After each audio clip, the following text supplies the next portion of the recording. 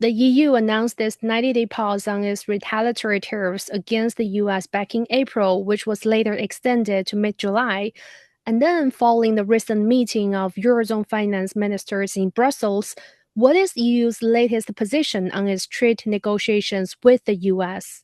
Well, I'm not sure if we really got a position at the moment, except that we want to go back as close as possible to free trade. We're trying to find out what the US really wants, but seemingly US has a kind of priority. They start with weak partners and then they go to the strong partners because first with weaker partners they can easily get an arrangement on the same path. And so our impression, the impression of the Europeans is that the United States do not really tell us what they want. So it's difficult to react. They say things like, make us a proposal. That's a bargaining game, yeah? Let the other run and then act as if I agree to the proposal or I reject the proposal. That gives you a powerful situation. And such games are going on. But the European Union, on the other hand, puts the position, we stay calm. It is not in the profit of anyone to have a real tariff war. And so we can wait and we will wait and we don't let them speed us up to any decisions we wouldn't like. So in this sense, Europe is still relaxed. We profit from the fact that European trade is multifaceted and all around the globe and not only with the US. What are the main obstacles so far to reach a deal with the US? And how likely do you think the two sides will reach agreement?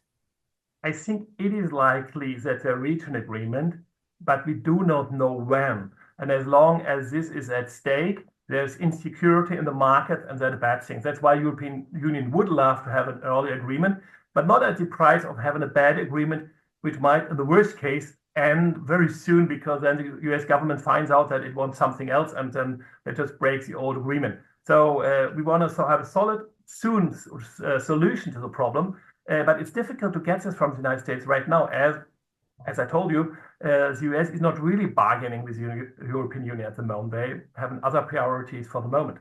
Do you think the EU is ready to go ahead with its countermeasures against the US if the trade talks fall apart?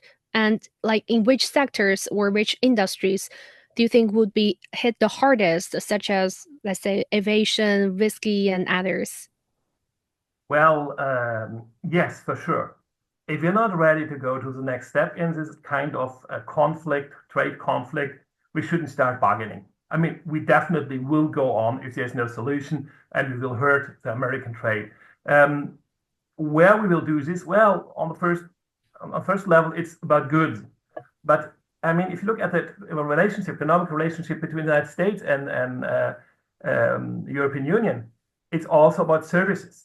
And on the service side, the United States is earning a lot of money in Europe.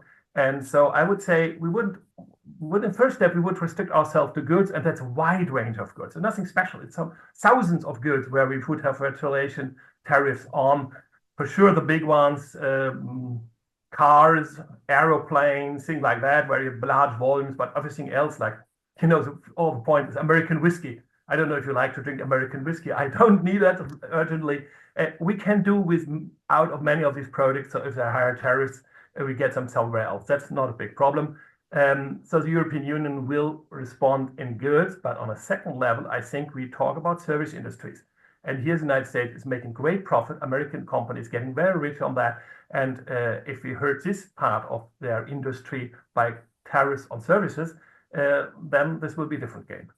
As China and EU both value and respect this rule-based international trade order centered around the WTO. So what kind of leadership role can the two sides play together in supporting this multilateralism and free trade?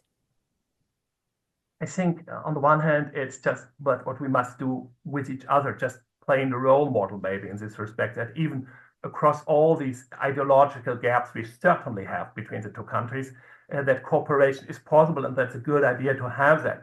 Also, I think we should take care, held high these international rules of no violence in international relationship, of cooperation, of information we give each other. And so this can be a role model, which might be a good example for other regions of the world, how such a cooperation can be good and be fruitful.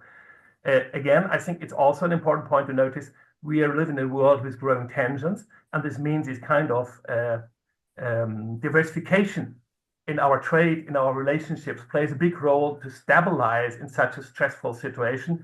So it should not be understood as a how should I say, as a negative action of Europe if we say yes, but we want to have a certain de-risking our relationship with China because it is necessary to base our stability on many different trade ties and also alliances in the world. Well, thank you so much, Professor Burghof, for your insightful opinions. It was a pleasure to talk to you. I enjoyed it very much.